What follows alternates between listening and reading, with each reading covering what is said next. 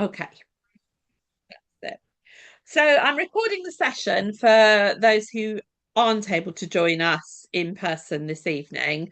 And what I'm going to do is I'm going to talk a little bit around prey drive and arousal are the two subjects I've chosen this evening because I think there's lots and lots and lots of stuff bandied around, or I have seen on Facebook about how prey drive and arousal are really, really, really bad.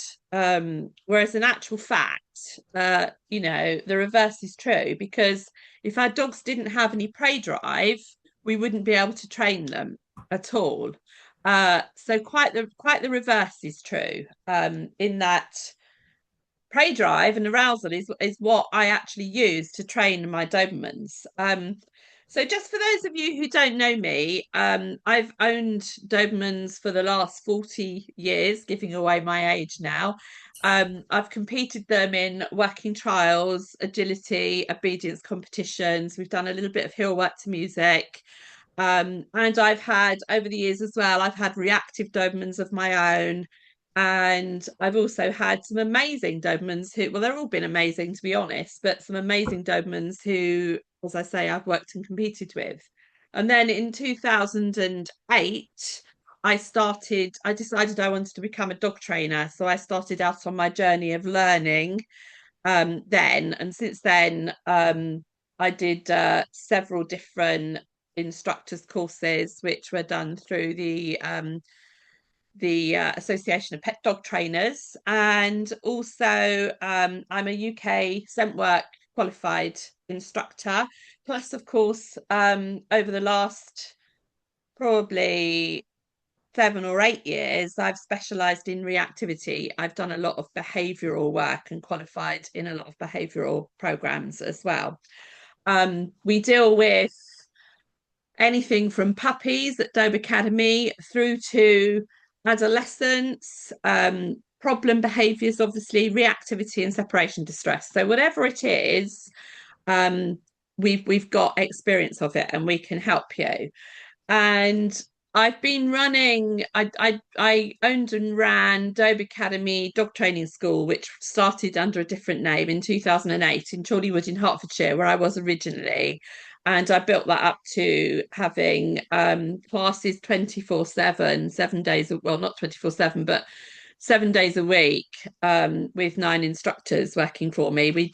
I had all sorts of different specialists doing agility, flyball, obedience, one-to-one behavioural, etc. And then latterly I moved up to Aberdeenshire and I now specialise in my passion, my absolute passion, who is the Doberman. And I can talk to you about the Doberman until the cows come home because it literally is my life, my absolute dream job I'm doing now really is helping people all over the UK and all over the world. We've got clients abroad as well now, and Wendy indeed is based in the USA. So we help many, many, many people with all sorts of different problems. So that's a little bit about myself. Um, Wendy will tell you a little bit about herself at the end. And what I'm going to start with, as I say, is just a little presentation about how prey drive and arousal are actually our friends when we're training. And then what we're going to do is hear a little bit from Lynn about what it's like to work with us. And I'll outline some of our options for you. We have many different options to suit all purse strings. And Wendy will tell you a little bit about herself and what she does as well. Wendy is one of the most empathetic, amazing trainers that you're ever likely to come across. And she recently she did a rescue dog course, which was hugely, hugely useful for people who've just gone into rehoming or rescue. But anyway, let me share my screen. Bear with me, and I'm just going to try and find my slides. Zoom keeps updating and moving everything around, and that makes it really, really hard. So just bear with me a second while I find what I need, and I can get into my talk with you tonight. Um, Let me just get into my slides.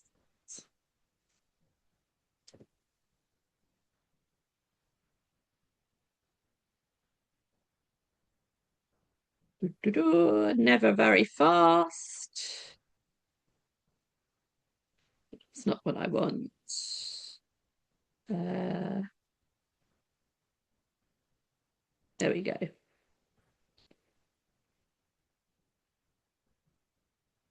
And I hope it comes up immediately. Practical training. Working with your. There we go. I think I've got the right one up now. Thank you for. Oh no, that's not the one. Um,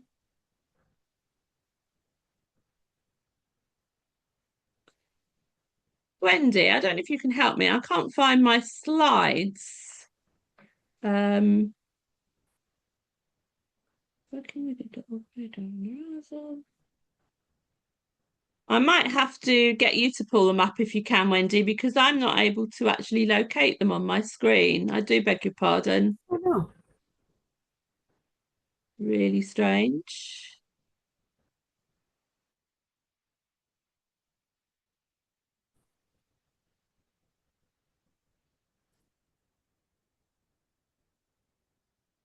That one, that the one. Oh, found it. I've found it. We're okay. Sorry, everybody. Right, let's come back, share my screen, and then we'll get started. Tech was never my brilliant skill. Here we go. Right. I think everyone should be able to see my screen. Can you see it, Wendy? Yes. Yeah, perfect. Okay. So let me just move that out of the way. Then I can present the screen so we can actually see it properly. Here we go. So, as I say, prey drive and arousal. We're going to have a little talk about that tonight. And if anyone's got any questions that they want answered, just type away in the chat because Wendy's very, very, very good at answering questions in the chat. So as I talk through this little presentation, if anything comes up, or you want help with your own dog, then just drop a little question into chat and Wendy will try and answer it. And if there are too many, then we'll do a little Q&A at the end so that I can get to everybody this evening if you've got any questions for us. So you'll no doubt have heard that, there are a lot of negative comments and advice bandied around about these days about struggles that owners have with prey drive and how to stop it, and also how arousal is our enemy because our dogs can't listen in arousal at all. I mean, as you can see, sorry, from this slide, um, lots and lots and lots of things happen with regard to drive and arousal that owners complain of. Their dogs lose focus. We can't stop the behaviour. Dog can't listen. He struggles. We have problematic behaviours. He can run off in pursuit of things, etc. And whilst it can be difficult, I accept that prey drive and arousal can be a problem for us human beings. And we just tend to completely focus on how to stop it. That's what we always do. We just tend to focus on how we can completely stop it. But what we actually need to do is change our mindset and start to learn a little bit more about prey drive and arousal, and if we learn to understand our dogs and what motivates them, we can then start to use their natural prey drive and arousal to our advantage in training. Because after all, us human beings designed all the different breeds to do a particular specialist job to support us. And what's happened is that our dogs are largely expected to be different beings in today's modern society. So what we need to do is have this new mindset around prey drive and arousal and think about what it brings to our relationship. Prey drive is where motivation comes from. We can build a great relationship through using their natural prey drive, value in our relationship. We can take care of breed needs, we can build a history of learning and focus, of course, all with our new mindset. So Dogs became domesticated between 20 and 40,000 years ago. Obviously, they started hanging around our campfires and scavenging on our scraps, running with us when we were hunting, etc. And it wasn't long before we noticed how useful dogs could be to us. So, what we started to do was develop specific breeds of dogs, obviously to hunt, herd, guard, etc. And how we did this was, man highlighted the bits of the DNA prey drive that would make a breed excellent for each job that we wanted. So, i.e., you'll see the collie, iron stork, he herds, obviously. The hound, we wanted to sniff out, locate, and hunt prey. Later on, we developed gun dogs to locate and flash to the gun and then retrieve. The terrier, we highlighted bits of his prey drive to shake and kill and deal with rodents. And then, of course, we've got the guarding breeds that, particularly the Doberman, which we've really honed his DNA to be able to track, chase, and bite. So you'll see that we've developed this predator best friend of ours to be able to do a specific job for us using their natural prey drive, which I'm going to explain a bit more about. And it's worked really well for us and our dogs over the years because they've all had specific job to do, which they've thoroughly enjoyed doing daily. But of course, for the last 70 years or so, as modern life has started to change, so has our dog's role.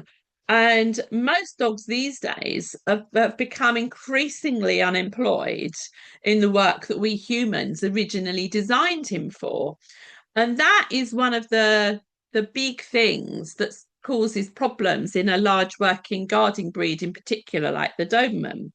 So here when you're with Dobercademy, one of the first lessons we help owners with first is to understand who their dog is. Prey drive is something that every single dog is born with, and some will have a higher prey drive than others. It's literally in their genes. And as I say, we humans have actually highlighted parts of our dog's DNA to promote the part of the prey drive in certain breeds in the areas of the ancestral hunt chase sequence according to what job we want a dog to be able to do. So if we have a little look at this chart, this is what the ancestral hunt chase predatory sequence looks like. And as you can see, we go around here, the dog, orienting, the dog spots the prey and positions towards it. The eyes lock on. The dog will then get a bit closer, stalking. This is where the collie stalking comes in with herding, sheep, etc. And then, of course, the chase happens. The dog will attempt to chase down the prey. Then he'll grab and bite, often on the back of the neck or the back of the body. And then he will kill bite on the throat or the neck. And then he will obviously dissect it to eat and usually eat it. Now, this is the predatory sequence, the ancestral hunt chase sequence. And it's important to know too that learned and life experiences that our dogs have absolutely influence his behavior. So if your dog goes out daily with the sole purpose of smelling, spotting, and chasing the neighborhood cat, then we can expect his behavior to be highly honed and impossible to deal with this much practice. Equally, if he's reactive, then the same is going to be true if he's rehearsing reactivity every day. Now, people really struggle with prey drive and reactivity, understandably, and other difficult behaviour for us from our dogs as well. But it's not really within our control always to determine what our dog is going to learn. So, for example, if there's a cat present in the bushes every time you do step outside the front door and your dog has a predisposition to be interested in them, which a lot of Dobermans are, to be honest, then there's not much we can do to prevent that interest growing if this happens daily. Trying to address or avoid the things that get a high prey drive dog or reactive dog over aroused and turn on their genetic predispositions can make life for us very difficult indeed. And of course, in adolescence, prey drive seems to emerge and be at its worst. And this is where we might start to notice it happening. Things start to become a problem for us. Now, we know that during adolescence, just like us as teenagers, dog is naturally going to become more exploratory, more confident, being further away from us. For example, they want to do their own little adventuring. And it can seem sometimes as if by magic that the prey drive problems or the over arousal problems have suddenly started. But in reality, it's during this exploratory, adventurous stage that a dog will come across those highly exciting squirrels, rabbits, etc., and other prey animals as well. Now, breed characteristics can give you an idea of what your dog might be interested in as they hit adolescence. And paying attention when your puppy is young, watching what excites him and what his interest in prey is, sniffing, chasing, etc.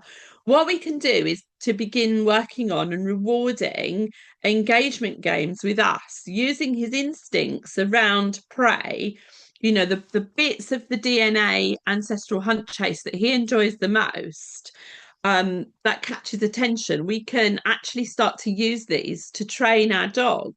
Now, obviously, with a Doberman, particularly young Dobermans, they're quite athletic, quite active, and they all usually enjoy pacing, grabbing, and biting. So we can use these inherent skills, hardwired skills in what we're doing with their training. And this will then help us to gain control and focus, if you like, out and about. Now, equally, reactivity can also suddenly seem to come to the forefront during adolescence. Just like us, as I say, our dogs experience the same process we might during adolescence. Hormones kick in, sometimes increasing stress responses to triggers that we may not have noticed before, that were an issue in puppyhood. A knock to confidence or a bad experience is often enough to trigger a reactive response.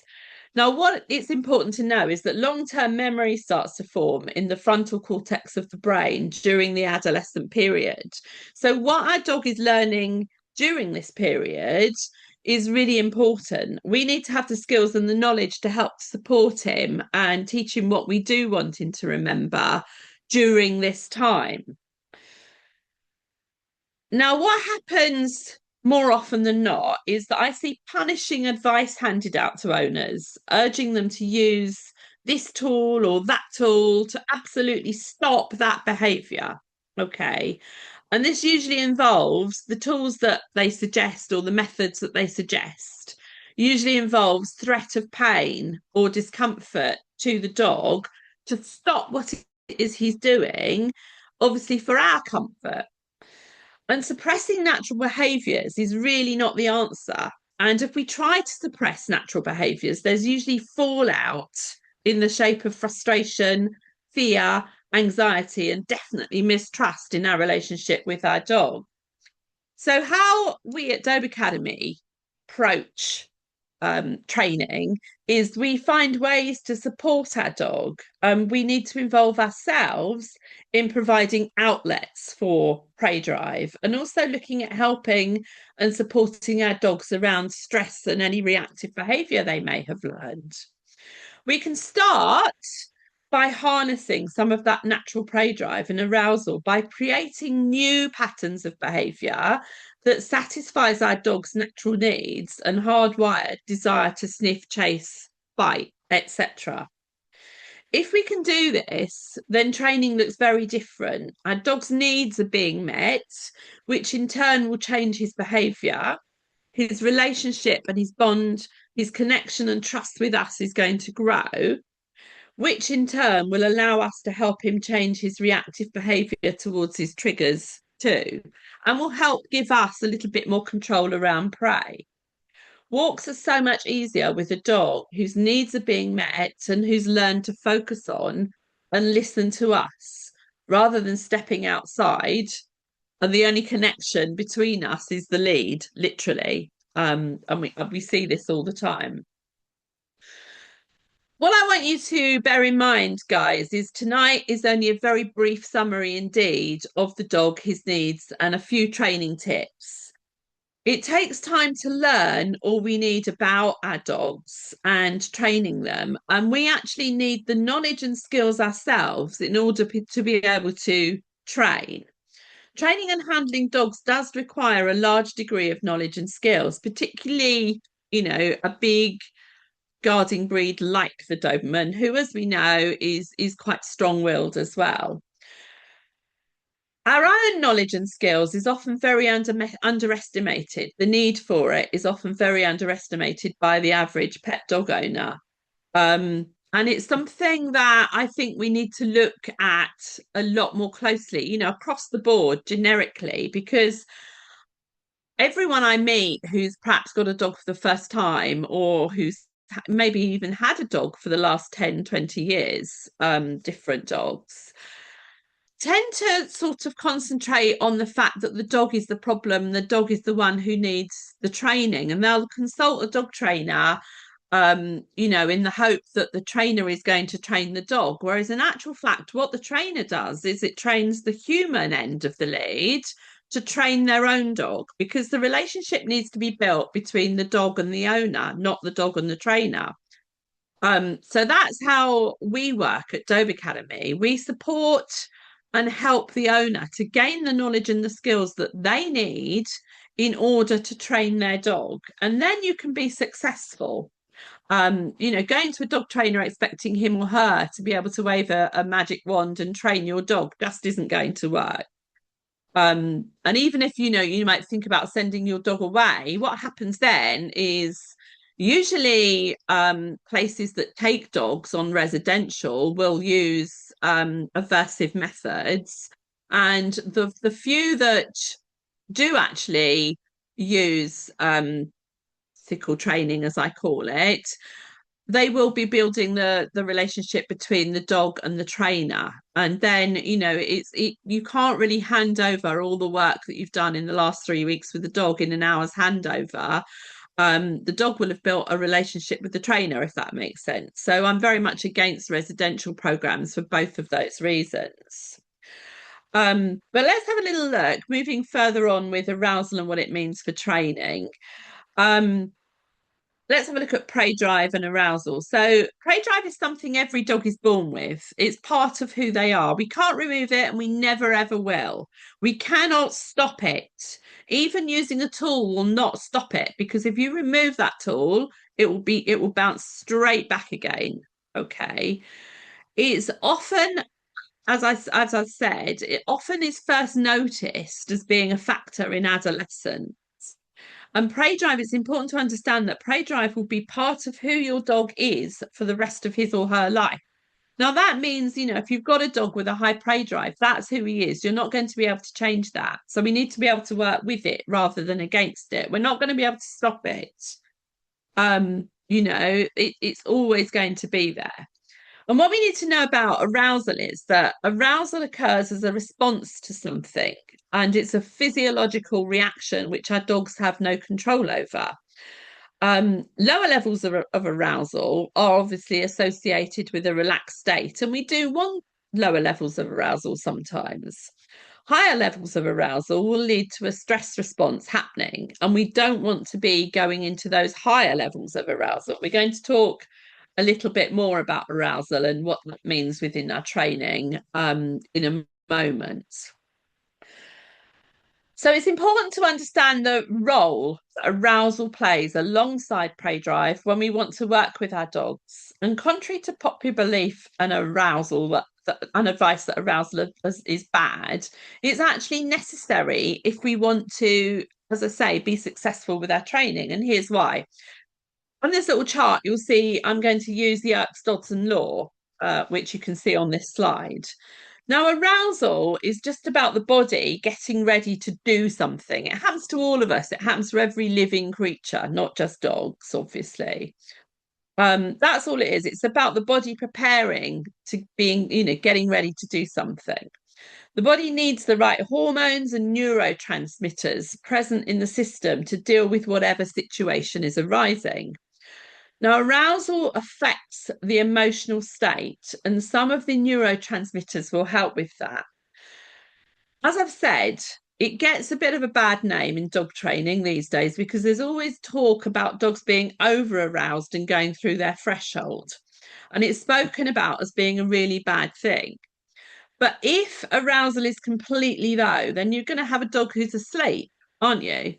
And he just won't want to work or do anything at all. Whatever it is he's doing, or whatever it is you want him to do, is either not going to happen or it happens very, very slowly indeed. And this is clearly inhibiting when we want to train our dogs. Now, low arousal, as we know, means that we can rest and digest. But of course, we don't want to be in that low arousal all of the time. And our dogs are the same as us. Nothing would ever get done, would it? And then on the other end of the scale, so this is what I'm talking about, the sluggish or non-existent arousal. But on the other end of the scale, you can see here we've got very high arousal. Um, really, really, really high arousal. And that's over arousal. That's what people are talking about, I think, when they're mentioning, arousal and how bad it is for dogs. It's over arousal, because this is when our dogs actively go into what we call their stress responses. And that means that the body automatically prepares them for fight or flight. Now, this is where the reactive dog will start to react, for example.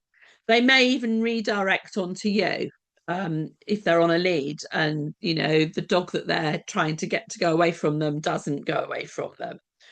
And if an adolescent starts rising up the over arousal scale, then he may jump up and grab your clothing, bite the lead, etc. And this is when the stress responses have driven your dog into a fight or flight response.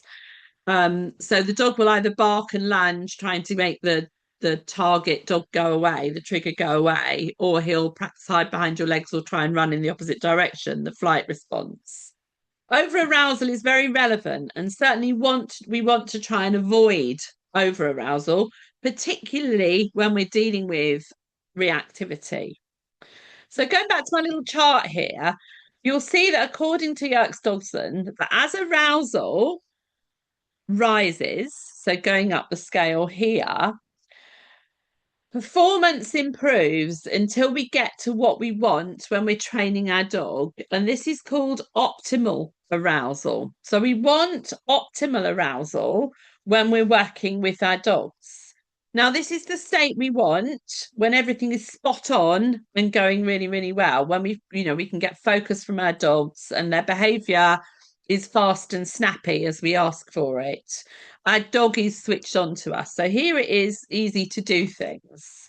But of course, if arousal continues to rise past optimal, then we're going to start going down into those stress responses. And this is where we need to learn to understand the difference and be able to prevent this, going through threshold from happening, which we talk about quite a lot in a lot of our programs that we offer clients. Okay. So, just to give you an example as to what I'm talking about, so I hope you can understand it a little bit better, I can see arousal and over arousal happening in toy play with a lot of dogs, particularly with my own dog, Sassy, for example. If I'm using a toy to play with, or I'm using food chasing or something like that, I know that Sassy is in optimal arousal when she's really switched on to me, when her responses are really snappy and fast. So if I ask for something, she's able to perform it immediately. Okay, that's optimal arousal. But if we are playing with toys and we tug for too long, okay, the tug game goes too far, if you like, it gets too strong and it's too long, what will happen is she can't let go of the toy. All right. And in that state, she's more likely to choose to chase a bird as well. So I hope that makes sense, that little bit of an example. What do you share in the chat with us, guys? What sends your dog into over arousal? Share in the chat with us what it would be that perhaps sends your dog into his threshold, what it is that you struggle with your own dogs. Just let I'll come back to the chat later. Just share with us what you might struggle with through over arousal. And these are the stress responses, as we can see here. Um, we've got fight, flight, fiddle, or freeze. So once your dog does go into over arousal, once his stress responses are triggered, then we will see one of these behaviors. And what's important to understand as well is that when he's here, that's it, we've lost him. He can't then focus on anything else at all once he's gone through his threshold. So I could be standing next to him with a roast chicken, for example, and he wouldn't even register I was there. Okay.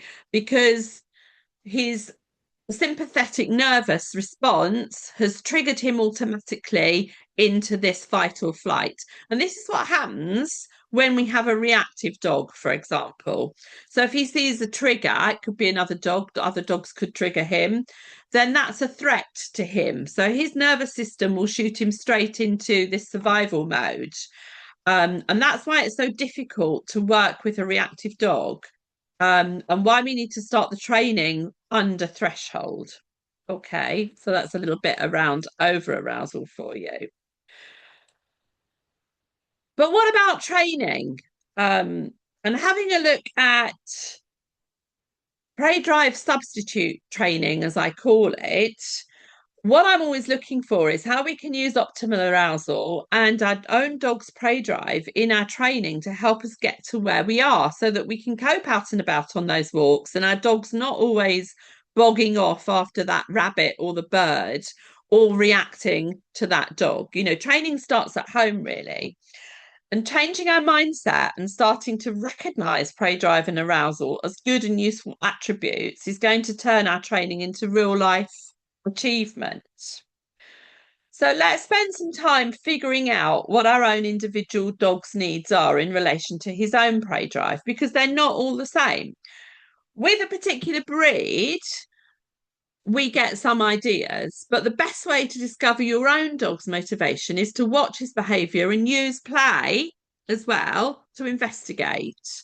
And the majority of Dobermans will enjoy chase and bite, and many will excel at scent work and searching and tracking and things like that, for example, using their nose. So you need to figure out which part of the prey drive sequence your dog finds value in first. So if you think you know that, share that with us in the chat as well. Which part of the prey drive sequence that I've shared with you does your dog enjoy the most? Is it chase? Is it bite? Is it sniffing, tracking and smelling? Is it possessing the toy? Perhaps, you know, he likes to win the toy and then parade with it. That might be something that he really, really enjoys. Does he like to catch? What is it do you think that your dog enjoys most about the prey drive sequence? And we can also test with toys to see which part of the prey drive sequence motivates your dog. So for example, you know, if you used a toy, do they like the chasing part of the game, or do they immediately want to grab and shake? You know, once they get hold of it, once the chase is over and they get hold of it and they spit it out, it's likely that they enjoy the chase. If they just focus on grabbing and shaking or pulling bits out of it, then obviously that's a different part of the ancestral hunt chase sequence. And then using toys or food for high prey drive dogs is what I do the most of. For a dog who enjoys the chase part of the prey drive sequence, then flirt poles and long-handled chaser toys are a fantastic way to give your dog an outlet for their natural prey drive. Using a toy to play games like Find It is a brilliant way to allow them to hunt for something and use their noses, which is at the beginning of the prey drive sequence, obviously. I use prey dummies, which is they're a bit like a pencil case with a lining. They're made for dogs, and you can pop smelly treats inside, and it makes them easier for your dog to find, and obviously more fun when you open them up and reward your dog from them. Looking into enrichment toys too, that you can put food in for dogs to enjoy, perhaps dissecting and consuming. part of the sequence because your dog then has to use their paws and nose to dissect the toy to get inside to get the hidden treats. And a really good toy for that is called the clam, which you may have come across before. Then they get to eat their prey, which is the ultimate reward, of course. That's what they thoroughly, thoroughly all enjoy. We can use our dog's daily food allowance to provide for scavenging opportunities in the grass or enrichment toys. They're natural scavengers. Using their daily food to provide chasing games as well, such as ping pong or even through the legs recall game, is excellent to take care of their need to hunt and chase. And these little exercises that I'm mentioning, briefly here tonight, are excellent, not just to take care of those prey drive needs, but it's going to increase their focus on us enormously. And it's going to create those patterns of behavior that we want when we're out and about. Play with toys and food should be all about the dog winning as well, as much as possible. And if necessary, raising his desire for that food and toy too. Food is always an easy win. And if we're using the food the right way for our dog, chasing and hunting, for example, then he's going to keep winning and he's going to keep wanting to play with us. Okay. How we play is important. It's not just about movement, but we need to be involved. Our voice can be the difference between engagement and no interest. I've had many of the client over the years who will come in and they'll bring a toy and then they'll just waggle it in their dog's face and expect the dog to want to play with it. And first of all, waggling a toy in your dog's face, particularly if it's the wrong kind of toy, which I see all the time, um, it's just going to make him back off you. What we want to do is make the toy completely and utterly prey-like. You'll see some of the examples on this slide that we use. You can even use real rabbit fur if your ethics aren't against it. Tug enough, do some amazing chase toys. And what we want to do is really bring them to life and then really be involved in the game ourselves. Be exciting with your voice so that your dog can share your enthusiasm. It's really, really, really important. Being active and keenly involved is really key. And what I see a lot of, and this is a warning, is that we can all get so tied up and focused on what we want or expect from our dogs. And more often than not, as well, what others tell us we should have or should expect from our dogs, which in reality is sometimes a long-term goal, such as impulse control, or that we want to walk our dog out and he's not going to chase anything, or react to anything. Those are long-term goals. And what can happen is we become so focused on that one goal, which is really hard, that we have to work towards. And we will focus on that in play or prey drive early on. And we might start insisting, on a stay or a stop or a sit. Typically, just as we can poison our recall, we can poison desire within our dog. So it's important we don't turn our toy or food games into punishers. And we don't want it to happen before we've built enough desire for the food or the toy in the first place. And that's where we can go very, very wrong. I see people start to engage with their dog with a toy and they might play for a long time, at which point the arousal is built to a point where it's hard for your dog to let go. And then they'll start shouting at their dog, drop it, drop it, drop it, and grabbing at the toy or opening the dog's mouth.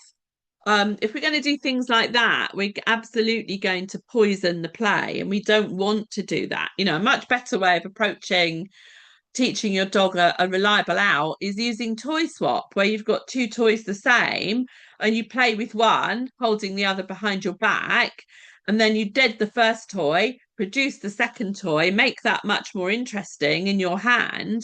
And your dog, when he swaps from the dead toy to the live toy, you can give the cue out or drop or whatever you want.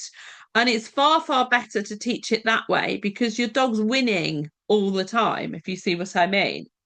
And with lots of practice, then obviously the out cue is not punishing at all because he's always going to get rewarded for that out. What's hard for your dogs, guys? What's not a lot of fun? What does he not enjoy? Have a little think about that and share that with us in chat as well. I'm going to come back to the chat when I finish my little tour. If we don't have desire from the dog, or if he thinks the game is not worthwhile, then training is going to be really half-hearted.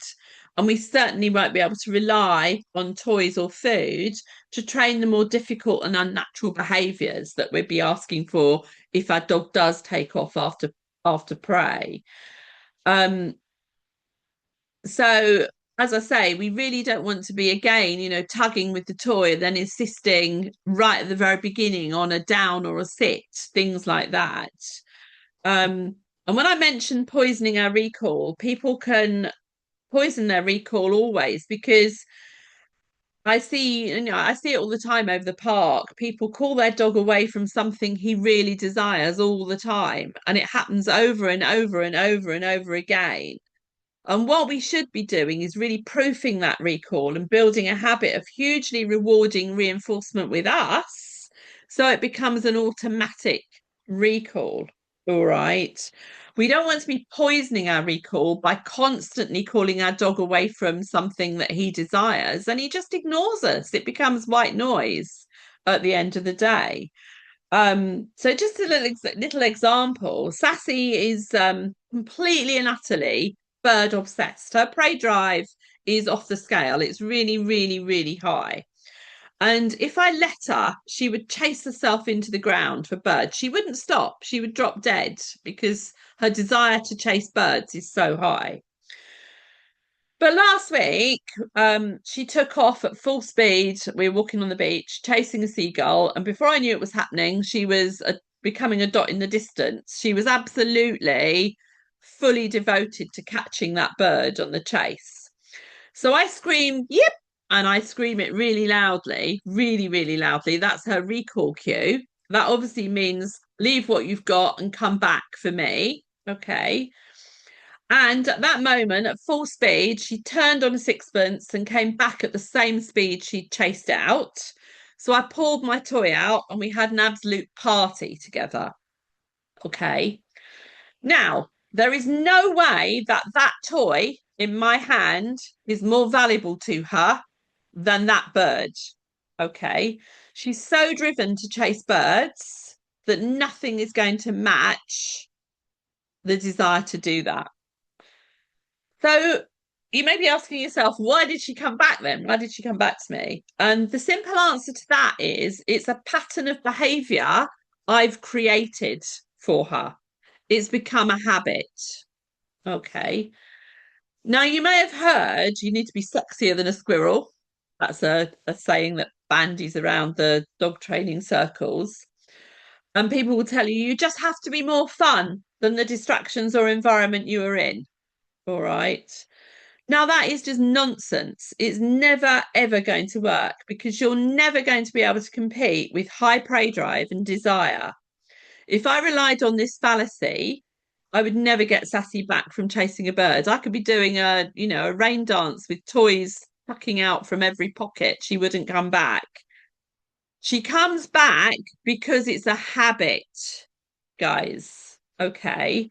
Over time, the behaviors we train using toys and food and making the most of that prey drive and the arousal, the natural arousal that our dogs have, over time, those behaviors we're training become fluent and reliable to the point that our cues become a reflex response. It's that simple. It's, really and truly, that is how reinforcement dog training works. All right. It's not about chucking a piece of food on the floor. It's about understanding your dog, using toys and food, appealing to their hunt chase desire, and then creating those habits that you want over time with this reinforcement behavior behind it so that it just becomes a reflex. And that is how I've trained my dog Sassy, who hopefully you've all seen on my pages. So when I recall her from chase, Okay. She doesn't ignore me and continue or stop that, that rush of adrenaline in chase that she's experiencing doesn't suddenly stop and she thinks, oh, I better go back, mum's calling me. She simply responds to a cue that she's heard and practiced hundreds and hundreds and hundreds of times. Okay. So you see, it's not about being sexy with a squirrel or being able to produce a better offer because you can't, guys, you can't. But it is about building gigantic reinforcement history around behaviors you need from your dog until they become default responses. Okay. We want them to become muscle memory. We want to reinforce and repeat many times. We want to turn those patterns into habits. And as it says here, repeat, repeat, and more. And that's what we do. That's how we build the patterns of behavior and the reflex responses that we want to achieve with our dogs in dog training. And that's what we help you to do. And just a last gem on recall. If we're in a place where we need to recall our dog every few minutes, then what we need to do is work more on proximity training using toys and food again. If you're recalling your dog over and over and over again from activities that are clearly reinforcing his behavior away from you, then what's going to happen is we're going to poison that recall for him. And particularly if there's not enough reinforcement history behind it, he's going to stop responding. All right. Here instead, we need to think about changing environments to make them easier and more manageable for us and our dog, and get to work on those prey drive games to reinforce focus on us and keep your dog closer to you so you're not having to recall every few seconds. And then when we've got the reinforcement history going, we can start moving up through more difficult environments and we can start experiencing success in those more difficult environments. And that's what I help my clients learn.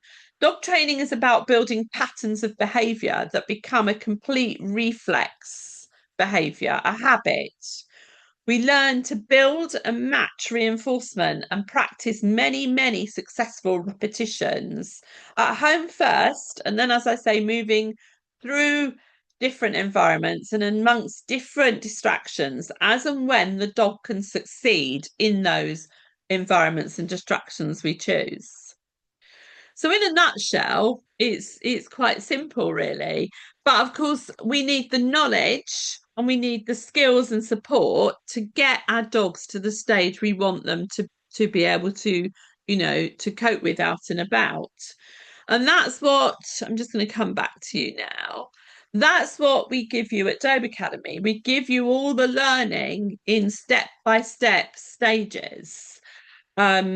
So how it works really and truly is, if we're running you through a membership or a program, for example, you will have however many lives you need with Wendy and myself or myself, whereby we talk about what's going on and we give you the knowledge and the information that you need. And then we provide you with a very full and thorough syllabus, which is a library of learning resources for you and your dog. So in there'll be learning for you that you need to read and watch. And then there will be exercises, which I'm demonstrating with my own dogs to teach you what to teach your dog step by step by step.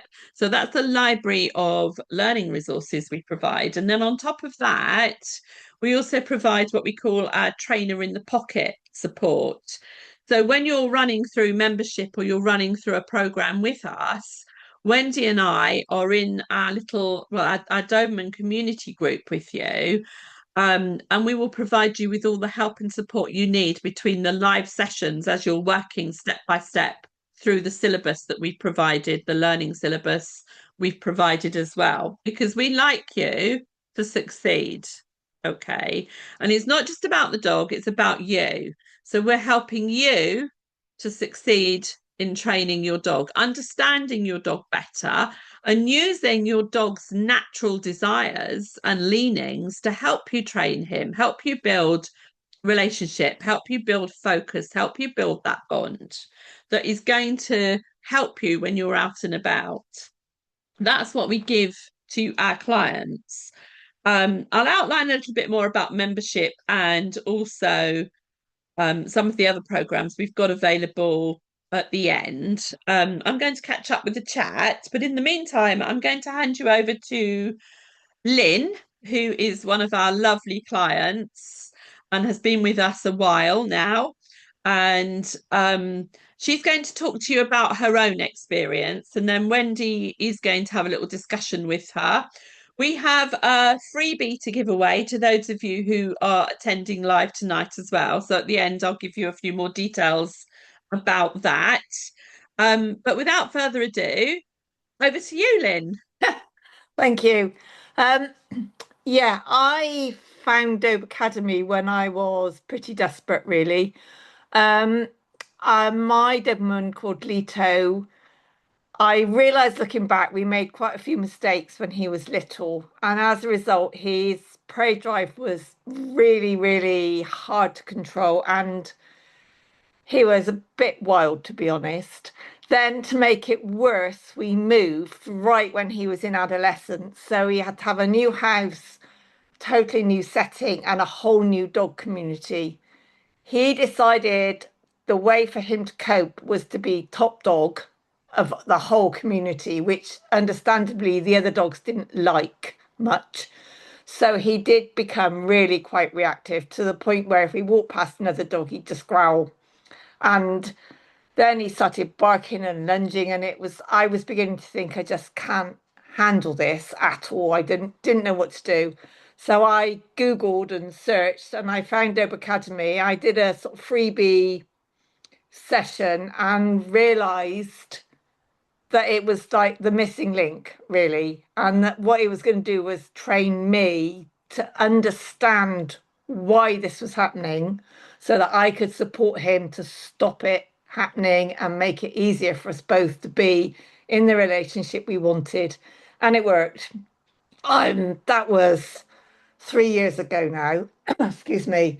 Unfortunately, we've now lost Lito just when he was turning into like your ideal dope, which is devastating.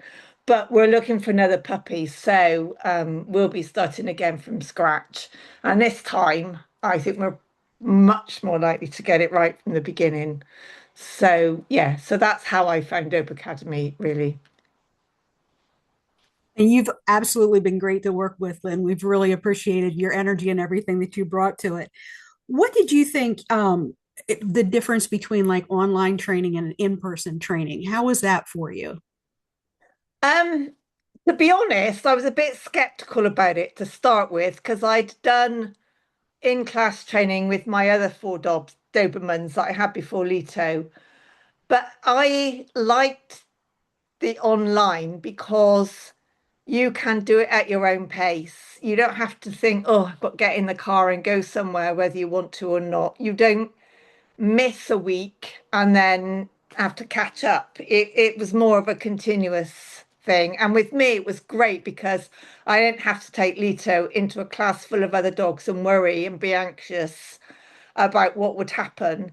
So I could follow the training online and then work with him in the garden and out on our walks. And because I wasn't anxious, our relationship and our bond got better and he was less stressed and it kind of snowballed. It got better and better as we went along. That's great. Yeah, that was the big thing for me as well that I found when working with Cooper is I didn't have to go someplace with him because he would have really struggled with that. What about what do you think about our the system that we use, the teachable system? Is the syllabus easy to understand and follow? Yeah, I think so. I like the fact that it's always there. So you can follow it through, it follows through, and you can see how you build the basics and then move on from that. And because it's always there, you can go back and check and think, hang on a sec, can't quite remember this. So you can go back and look. Whereas, in class it's great, but you've got a week before you can say, "Oh, I tried this, but it didn't quite work." And so with the online syllabus, you keep it, and so you can keep going backwards and forwards if whenever you need to. And it's Did you just a good resource to have. did you find it easy to get a hold of us if you had questions or we Yeah. needed feedback? Oh, yeah. With the group. I mean, I think one of the best things about this was the group, being in the group, because yes, we could get hold of you and Sharon, if we had an issue or a problem or just wanted to clarify something. But also the group was really, really supportive because we were all in the same boat. We were all doing it for the same reason. And we all shared our successes and our bloopers and came up with different ideas. And someone would always say, "Well, I tried X and that worked with mine." And you go, "Oh, yeah, I tried Y and that." And it was just really, it was lovely to have that sort of close support all the time. And nobody ever judged because we'd all been there, done that, lost the That plot, is, yeah, come that back. is the great part of the community, I thought too, when I first started. Um, what would you say your favorite part of the working with us would be then? What's your favorite thing, do you think? I think it was how supportive it was, and will be again. And it's that support because it was training us to train our dogs and how to understand how they needed to learn and how we needed to be to help them learn. It was much less frustrating because you felt like you were on a path to success as opposed to I'm trying to get him to do this and he just won't do it and I don't know why. And the bond that I could build then with Lito was just amazing. And you could just go away and do a bit of practice. And then if you weren't quite sure, ask someone again, and you'd get an almost instant response. And because in the group we were advised to video what we were doing and post it online, whether it was good or bad, there would always be someone who would say, actually, you could try not waving the toy so fast or running a bit quicker or whatever that. And you and Sharon were always there to give advice and help, and I think that was the brilliant bit, that it was constant support, really. And I honestly, I love that part as well because, as we watch you guys, your skills grow and things like that, the videos from when you first, started sharing in the membership to where you were, towards the end, you could totally see how your bond had changed with Lito. It Yeah, was just, and yeah, that's the way it is with all of our students. You can see that progression growing, and that's why we love when people share, things that aren't working super well as when they are doing well, because, we everybody can learn a little bit when somebody's sharing a video, because it really helps you learn how to look at the dog and kind of, learn how to read what's going on for them. So, yeah, I think that community part of it is just really, really important. And I think it's what kind of sets us off, separate from other places, because it's yeah. kind of that, no matter where our students are, somebody's probably up. you know? and so it's not unusual to be getting feedback. So Yeah, that, yeah, it does make it really yeah, nice. yeah. That was, yeah, it was good. It was nice not being judged, I think. I can remember taking previous dogs to training class, and there was always somebody that was doing it perfectly, and they'd look at yours if you weren't, and there'd be always somebody that thought they were God's gift to dog training, and they'd be prancing around like, "Look at me being fabulous," and you'd be stood there thinking, "Oh my goodness, mine won't even sit." And there's none of that because we are all on the same journey, and we all laughed at each other, cried with each other, and that's what made it so, yeah, fascinating, really. And it Makes you get is. hooked. Yeah, I mean, it truly is because, and every dog learns at a different pace. And I think, even though we're all going through the same curriculum, we're all learning. Your dog doesn't have to be at that level because truly we're training, the person. We're not specifically, saying that the dog has to meet this criteria, for you to show up next week. So I think that's the thing that's really Yeah, neat, because you can honestly see from all the sharing that's going on how many different levels the group is at. And so that Yeah. really can make you relax and just enjoy the process, because that's why Yeah. we got the dogs to begin with. We want to be able to enjoy them. So we Yeah. appreciate that. Yeah. It was great. I must admit, I love our communities that we create with each program we run. And the membership, of course, is fantastic because it's membership, guys. I'll tell you about in a minute, but it runs over a year. You are part of Dobercademy, part of being supported, looked after, and receiving lessons and new parts to the syllabus every single month for a whole year. And Wendy and I look after you during that year as well. And it's a much more realistic training plan than, say, a few lessons here or a few lessons there. It's particularly if you have a dog who struggles with reactivity, because, for example, if you have a dog who struggles with reactivity, that's usually coming from fear, frustration, or overwhelm. Okay. And all of those three emotions trigger the stress responses, and he'll go into his fight or flight, which is why we see him react. So, what we have to do if we're working with a dog who suffers with reactivity is change how he feels around his trigger. It's not just about obedience training. We have to understand how we can help our dog change his emotional response. And realistically, it's the only way you're ever going to help your dog either feel better or overcome his reactivity. Because if you put a tool on him, say for example, just for argument's sake, you use a prong collar or an e-collar as some people recommend, all you're doing is masking that emotion. It might work through fear of pain, but as soon as you remove the collar, the emotion is still there. Does that make sense, everybody? The emotion is still there. So you need to actually work through whatever it is that your dog has an issue with, and we need to change that emotional response. And to a certain extent, it's almost like some of the pattern games, for example, that we share and the advice that we help people with is around therapy, if you like, for your dog. Simple exercises, simple pattern games that provide your dog with something else to do that he can learn to do and will help him cope in a normally stressful situation. Of course, there is obedience training as well, but it's all taught in a way that's fun, super fun for your dog, and hopefully lots of fun for you guys as well.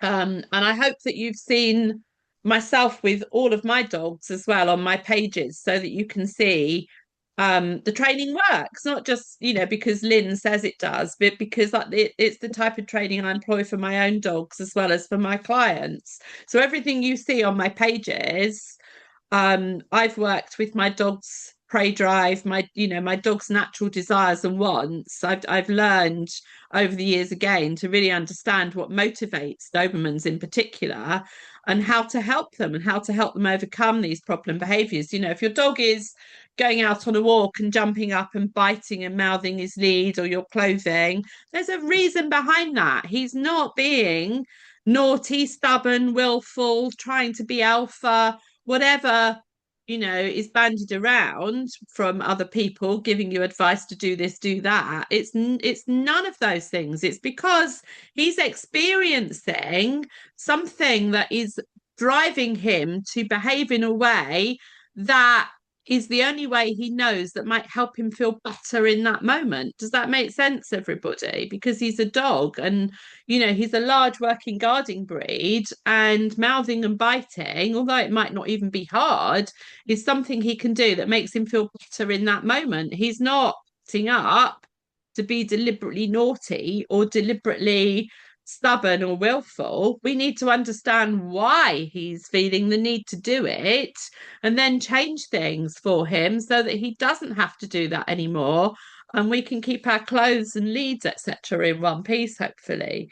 So that's the sort of thing that we look at in Dobercademy, and that's the sort of thing we help you get underneath. We help you learn to understand what's going on for your dog, and once we understand and we've got the tools, the skills, if you like, and the learning necessary that we can start working with our dog on, then it absolutely helps us get to a better place, and it leads to us leading a much happier life with our dog. And as Lynn has already said, you wouldn't believe the kind of bond and focus that you can build with the right help and the right knowledge. I'm passionate. I'm absolutely passionate about Dobermans. I love them. There is no other breed for me.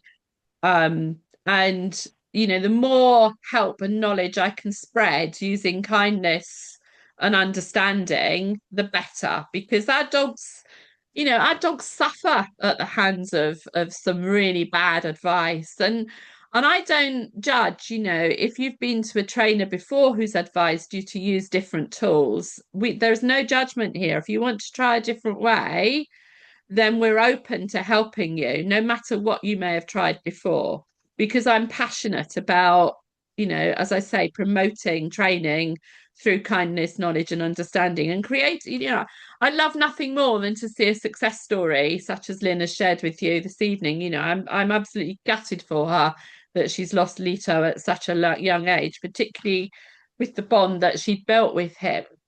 But it was amazing to watch her progress, and it just warms my heart when clients send me videos and success stories and they've completely turned around what's been happening for their dogs and themselves. So that's what we're all about.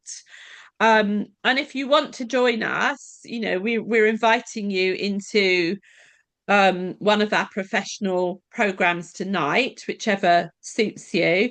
There's the membership, which, as I say, runs for a year, and the membership provides you with a recorded presentation every month that walks you through our program. It's an annual program. It's called Dobercademy Doberman. It's all things Doberman, reactivity and all things Doberman.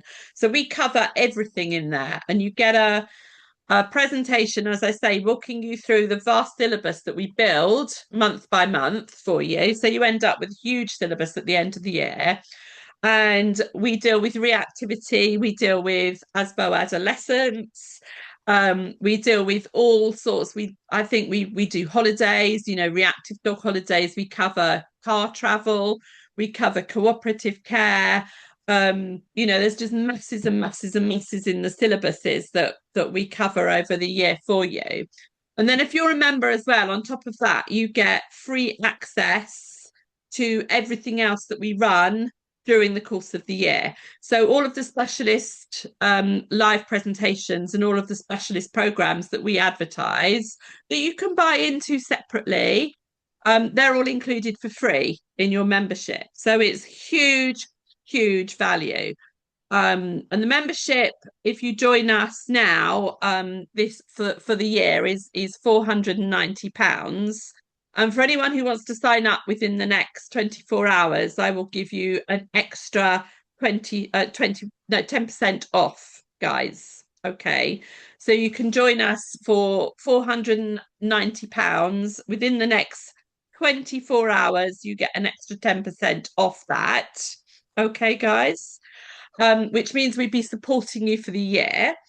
Or alternatively, what we've got coming up is ASBO Adolescence Programme. Now that starts on the 2nd of June and it's over 6 weeks. So you get 6 lives on Tuesdays, 7:30 with Wendy and myself. 6 live coaching sessions, coaching you through the programme as we've described. Everything to do with adolescence and all behaviours that you might be finding challenging during adolescence, and getting it right, because that's really important. So that's 6 weeks of live coaching. You have a full and thorough syllabus that we walk you through, plus you get 6 weeks of support in the community group for the ASBO adolescents that we create from Wendy and myself. We've got other programs and packages coming up. We're running Prey Drive. Wendy's just done a little mini course on rehome and rescue dogs, and I've got recall and loose lead walking as well. So there's all these little extra things that you can buy into separately. But if you're a member, you get them included in your membership. So if you joined membership, you would get Asbo Adolescence included in your membership, for example. Or if you just want to do Asbo Adolescence, it's £150 for the 6 weeks. And of course, you get to keep the syllabus, all the learning resources afterwards. Somebody just asked, what age do we call adolescence? So yeah, Wendy's, I would actually say anywhere from 5 months up to 2.5 to 3 years. They're not really, although they grow big bodies and they're very, very, very intelligent, their minds are very much immature for a very long period of time. They take a long, long time to mature, do our Dobermans. So anywhere between 5 months and 2.5 to 3 years, I would say you're eligible to join ASBO. And I call it ASBO for a reason, because ASBO, adolescence can be really hard to get through with a Doberman. It's renowned that's where we can find their behavior the most challenging. So that's some of the coached packages. And then of course we've also got DIY programs, I call them. So you can purchase, for example, a reactivity program that it's a year's worth of learning, and you can work through that yourself, so you don't get any input or support from Wendy or I, but it's set out in such a way that if you do want to learn online yourself, you can work through it yourself. So there's that one. There's a loose lead walking program, there's a recall program. We've got all sorts that you can just buy off the peg. You get access to it and you can work through yourself with no input from Wendy and myself, but obviously I've built it, so it's still a library of learning resources from myself. So those are really and truly some of the packages that we can offer you. And I hope that tonight has given you a little bit of insight as to what you can expect from us when you do sign up with us. As Lynn quite rightly said, if you go to a weekly class, you don't get the theory. You don't get you just get an obedience class, basically. So you never really get to understand all the stuff that's going on for your dog and how to deal with it. Yes, membership includes, there's a big section on equipment and walking.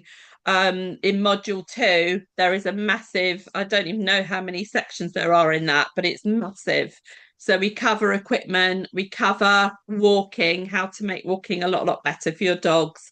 Obviously, all the exercises that you might want to employ to help you gain that all elusive loose lead walking, which, contrary to popular belief, is actually quite an advanced exercise. It's not like just teaching a sit or a down. There are all sorts of factors that come into teaching loose lead walking that many owners are not even told they need to consider.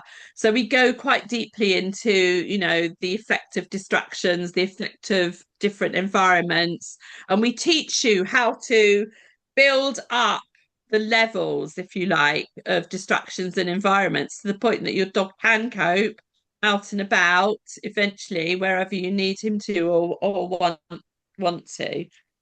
The DIY programs, Nicola. So the full reactivity program to work through yourself is £250. It's vast, it's huge. I think the loose lead walking program is £60. And then I've got some little mini courses I do, little mini recall, a mini loose lead. They're only £20 each, for example. There's also a mini sniffing course that's only £20. So when I say there's something for all pockets, there really, really, really is. The best value, and it's not just because I'm trying to push it, the best value is undoubtedly the membership, because you get a whole year's worth of training with support from Wendy and myself in there, plus anything else we run during the course of the year. You get access to all of that as well. So you end up with literally thousands of pounds worth of training for £490 if you choose the membership. The ASBO program, which starts on the 2nd of June, is also really, really, really good. It's one that I would recommend and is good value as well for £150. But you know that if you're going to work with Wendy and myself, we do our absolute utmost to help you succeed, and you get supported between your sessions as well. So We let do me do just, one. I sorry, was going to say Wendy. we do also do the one-to-one sessions as well, Nicola. Yeah. Depending on need, if somebody has a specific problem that they're dealing with, we can do a discovery call and find out, what it is that you're working with. And then, we can set a plan up as to, how many sessions you might need for it, and what kind of materials you might need. Lynn had mentioned too in the chat, another thing that we do have a special focus on is body language. That's something that is absolutely my passion. And I, really am growing that program as we go. So it can really help you not only to read your own dog, but to read those other dogs when you're out and about. And we build a couple different sessions in throughout the year on different focuses for body language and present those. So, that's another thing that we do. Yeah, thanks, Wendy. Cindy, yes. Oh, 13, that's very precious. I had my bruiser dog was 13 and a half, he made. Very lucky to make old ages like that. You'll be very welcome. I hope he lasts a lot longer because the oldies are really precious.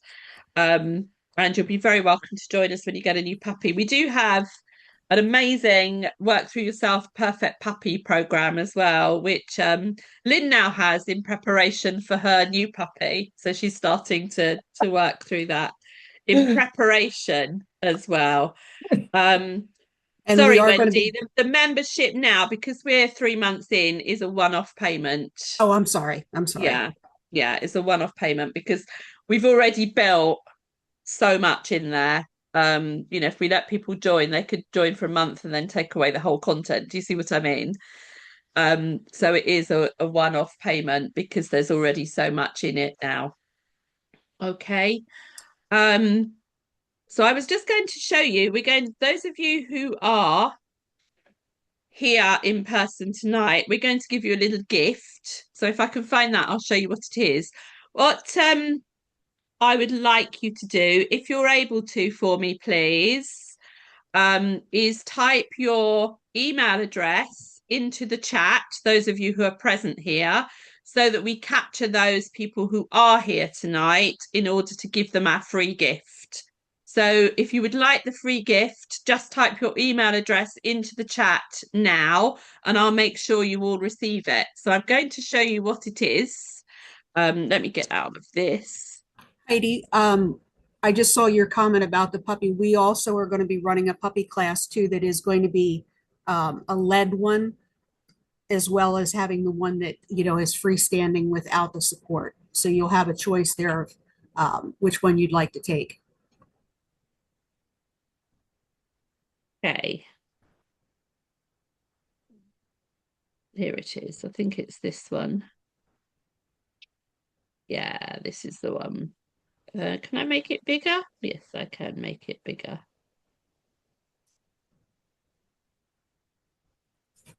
There we go. Right. I'm just going to share my screen and show you the little freebie. Keep typing your email addresses in the chat if you want us to send it to you. Let me just share my screen here with you now. Share. Okay, so it's an ebook really, and it's a little bit about what we were talking into tonight, but what we building value in proximity and honing your recall. It's a nice little picture of a Doberman puppy there. So what we've got in here for you are lots of games, and you can see that the games are described for you, so you can start playing them in detail, and you've got a little place for your notes as well. So you've got about turn, zigzag walking, how to play, and then you've got scatter and walk off. You've got foundation habit building. So some little games to help you learn. I'll teach your dog, the value of proximity to you. All right. Real world proximity. So we've given you the steps, the stages that you need to do to get from training it indoors to getting to the point where it starts to work outdoors as well. And then we've got some recall games here for you as well. All right. And again, we're talking about adding distance for you, adding distractions and distraction layers for your recall, all in there for you. I have to say that Wendy's done this for me, but she's absolutely amazing with tech and building things like this, to how to build up distractions as well. So that's all for you, for free. And if you've put your email address into the chat, then I will make sure you receive a copy of that. So that will be winging its way to you, hopefully via email, everybody who's dropped their email into the chat. And that's about it for this evening. I hope you've all enjoyed and learned a little bit. Obviously, when you come into one of our paid packages, we've just given you a little bit of a taster tonight. The syllabus that you will be getting access to is going to be vast. And as I say, it's me and my own dogs personally demonstrating exercises for you and your dog to start work on. And we help you every step of the way.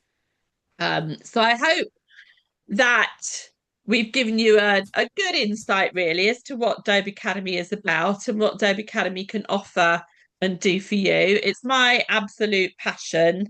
So I'd love to be able to be given the opportunity to help you all with your dogs. As I say, ASBO starts on the 2nd of June. That's next Tuesday. Membership, if you want to join membership and take me up on my offer for the whole year, then if you sign up to membership within the next 24 hours, all you have to do is drop me a note, guys, and I can do it for you. If you want to take advantage of that offer within the next 24 hours, I will knock another 10% off for you. Okay.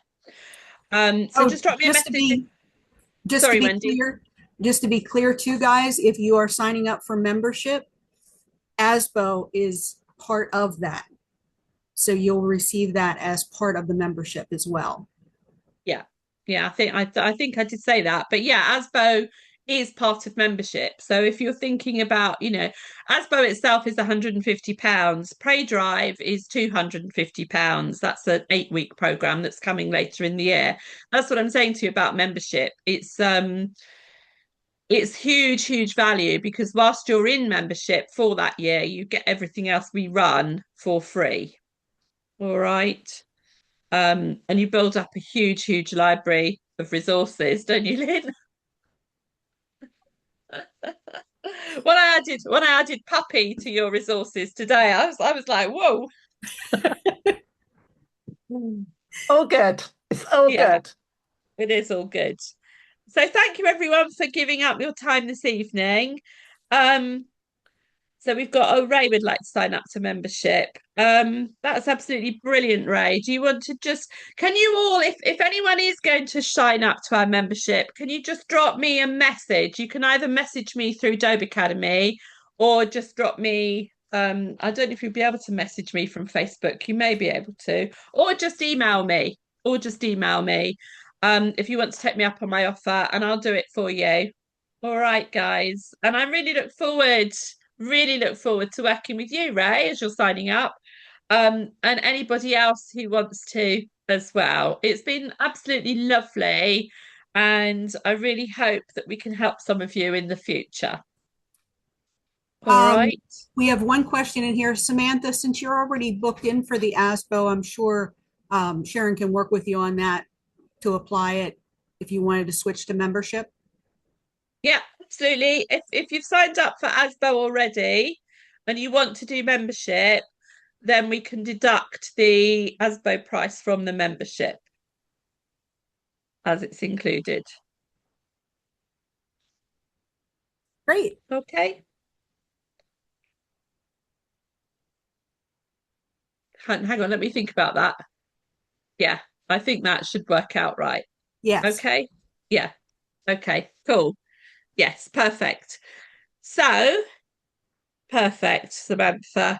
Um, Absolutely perfect. I probably won't do too much tonight. So tomorrow is fine, as it's now 9 o'clock. So thank you, everyone. Just drop me an email And yep, Elliot, there's two options with the loose lead. There's the full and thorough one, which is £60, or you can buy the £20 mini loose lead course. That's really good as well. So whichever is your choice. All right. But again, just drop me a line because I can then just send you the link that you can just sign up on and get the loose lead. All right. So that's all you need to do. Whatever it is you want, just email or message me and I will sort it out for you guys. All right. And Lynn, thank you very much for being here with us this All evening. right. It's fine. And it's really good to see you back on Zoom, actually. It's really nice. Yeah, It I is. I have missed it so much. I mean, it's bad enough losing your dog, but losing the contact with the group was really, it just makes it all worse. But I'm happy now because we are on You'll the be back. road. I will be back. You'll be back. I'll be We're back, and happy. that's excellent news. Thank you, everybody. Thank you very much indeed. If you can let yourselves out of the meeting, because I'm going to just make a note of all of you, so I can make sure you get the freebie, before I sign out. So if you want to let yourselves out, or I'll just pop you back in the waiting room, just so I can jot down who I need to send the free ebook to. And I look forward to helping as many of you as possible. Thank you, guys. Take care.